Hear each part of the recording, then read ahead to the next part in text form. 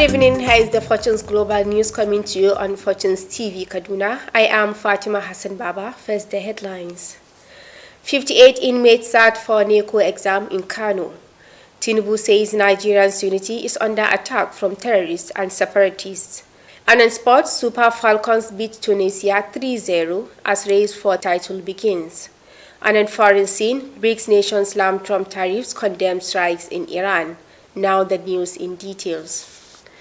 President Bola Tinubu has described terrorism, insurgency, banditry, and separatist movement as grave existential threats to Nigerians' unity, warning that they must no longer be seen as minor disturbances.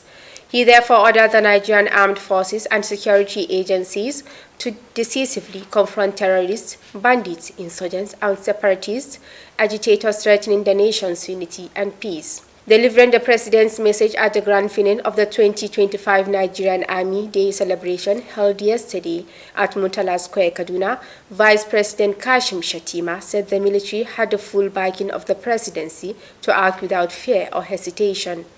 Tinubu pledged unwavering support for the military, promising sustained investment in modern weaponry, intelligence, and manpower to ensure Nigeria's sovereignty and security are protected. The Nigerian Correctional Service Kano State Command said 58 inmates from its custodial facilities are currently sitting for the 2025 National Examination Council Senior School Certificate Examination. This was contained in a statement issued by the command's Public Relations Officer Musbahu Gofar Nasarawa yesterday in Kano. According to him, the milestone was achieved following the payment of registration fees by the Kano state government under the leadership of Governor Abba Yusuf. The gesture is a testament to the state government's commitment to the welfare, rehabilitation, reformation, and reintegration of inmates in the command. However, the suspended senator representing Kogi Central, Natasha Apoti Uduagan, says she will resume legislative duties in the Senate on Tuesday, following a court order directing her recall to the Red Chamber. Her comment followed Friday's judgment by a federal high court sitting in Abuja, which declared her 6-month suspension from the Senate as unconstitutional, excessive, and a violation of her constituents' right to representation. Justice Binta Inyako, who presided over the matter, ruled that the suspension lacked constitutional backing and ordered the immediate reinstatement of Opoti Uduagan. The court, however, also found the senator guilty of contempt for a Facebook post described as a satirical apology addressed to Senate President Godswill Akpabio.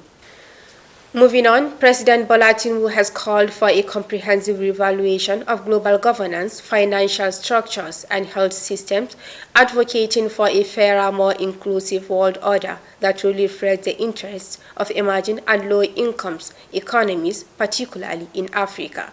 Speaking at the 17th BRICS Summit of the Global South in Rio de Janeiro, Brazil, President Tinubu warned that global challenges like environmental degradation, climate change, and health inequality continue to hinder sustainable development, especially across the African continent. The summit, hosted by Brazilian President Luiz Inácio Lula da Silva, was Nigeria's first participation as an official BRICS partner country following its admission into the bloc on January 17, 2025. Nigeria joins 8 other countries in the new partner framework created at the Kazan Summit in 2024. Specifically, Nigeria became the 9th partner country of BRICS in January 2025, joining Belarus, Bolivia, Cuba, Kazakhstan, Malaysia, Thailand, Uganda, and Uzbekistan. Former Secretary to the Government of the Federation, SGF Babachir Lawal, has resigned his membership of the ruling All Progressive Congress, APC.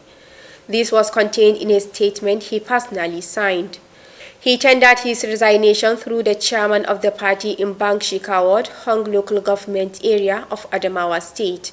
He said he would make public his current political affiliation in due course. The Ondo State Police Command has recovered livestock valued at 41 million allegedly stolen by a fleeing employee following a report made by livestock owner Fashua Oyele. Commissioner of Police Adebowale Lawal disclosed the development on Sunday in Akure while briefing journalists on recent operations conducted by the command. Lawal stated that the case was reported on July 1st when OLA informed police authorities that this employee, identified as Ali Garba Muhammad, had disappeared with 55 cattle and 8 sheep. He explained that officers from the anti-kidnapping section launched an immediate investigation which led to the recovery of 22 cows within 48 hours of the report. According to him, the recovered animals were traced to locations outside the initial scene of the theft.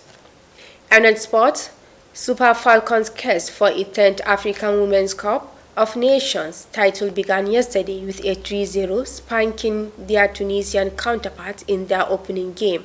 Playing at the Stade Larbi Zoli in Casablanca, the Nigerians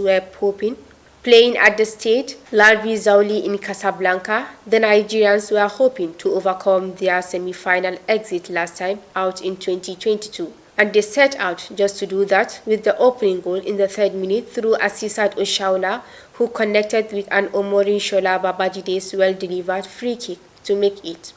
Not done with the lone goal, lead the girls ramping up the pressure and were duly rewarded in the 45th minute of the first half as Babajide turned goal scorer, beating the Tunisian goalkeeper for the second. And on foreign scene, BRICS leaders at a summit on Sunday took aim at U.S. President Donald Trump's indiscriminate import tariffs and recent Israel-U.S. strikes on Iran. The 11 emerging nations, including Brazil, Russia, India, China, and South Africa, account for about half the world's population and 40% of global economic output. The bloc is divided about much, but found common cause when it comes to the mercurial U.S. leader and his top start tariff wars, even if it avoided naming him directly. Voicing serious concerns about the rise of unilateral tariff measures, BRICS members say the tariffs risk hurting the global economy, according to a summit joint statement. Trump fired back at the bloc directly on social media Sunday night. Earlier, BRICS also offered symbolic backing to fellow member Iran, condemning a series of military strikes on nuclear and other targets carried out by Israel and the United States. In April, Trump threatened allies and rivals alike with a slew of punitive duties before offering a months-long reprieve. In April, Trump threatens allies and rivals alike with a slew of punitive duties before offering a month-long reprieve in the face of a first market sell-off. To end the news, a recap of the major headlines. 58 inmates sat for NECO exam in Kano. Tinubu says Nigeria's unity is under attack from terrorists and separatists. And in sports, Super Falcons beat Tunisia 3-0 as race for 10th title begins. And on foreign scene, BRICS nations slam Trump tariffs, condemn strikes on Iran. And that ends the news for the hour. On behalf of the news editor Balaribe Lawal Zaria, I am Fatima Hassan Baba, thanking you for investing your time.